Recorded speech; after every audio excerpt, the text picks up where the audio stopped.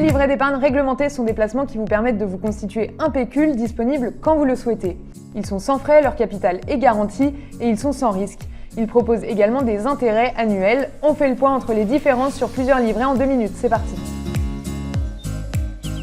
C'est l'État qui décide de son taux, de son plafond et de son fonctionnement global. Les intérêts du livret A sont exonérés d'impôt sur le revenu et depuis le 1er février 2023, son taux de rendement s'élève à 3%. Que vous soyez une association ou un particulier, vous pouvez ouvrir un livret A. Ce qui change, c'est juste le plafond.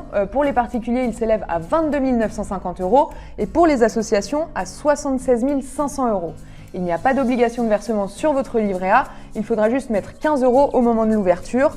Depuis 2009, toutes les banques et banques en ligne peuvent le proposer à leurs clients. Et vous ne pouvez en ouvrir qu'un seul par personne. 55 millions de livrets A sont ouverts en France, ce qui fait que 81% des Français en possèdent un. Le LEP ou livret d'épargne populaire s'adresse aux revenus les plus modestes. Pour en ouvrir un, votre revenu fiscal de référence ne devra pas dépasser un certain montant fixé par un barème. Par exemple, si vous avez une part de quotient familial, le plafond s'élève à 21 393 € par an. Comme le livret A, chaque personne ne peut ouvrir qu'un seul LEP. Une de ses caractéristiques, c'est aussi son taux très attractif, 6,1% de taux de rendement depuis le 1er février dernier, exonéré d'impôt sur le revenu et de prélèvements sociaux. Son plafond s'élève à 7 700 €. Ce livret est aussi flexible, vous n'êtes pas obligé de verser de l'argent dessus. Par contre, quand vous faites un versement, il faudra qu'il s'élève à minimum 10 €.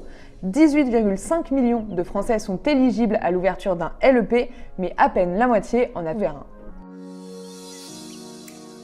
Le livret de développement durable et solidaire est également un produit dont l'épargne est disponible à tout moment. Sa particularité, c'est que vous pouvez l'utiliser pour faire un don à une entreprise de l'économie sociale et solidaire. Votre banque vous fournit une liste de 10 entreprises minimum par an. Ce livret permet donc de contribuer au financement des PME et de l'ESS. Son plafond s'élève à 12 000 € et on ne peut en avoir qu'un seul par personne comme le livret A et comme le LEP. Ce livret est rémunéré à 3% depuis le 1er février dernier. Ses intérêts sont exonérés d'impôt sur le revenu et de prélèvements sociaux.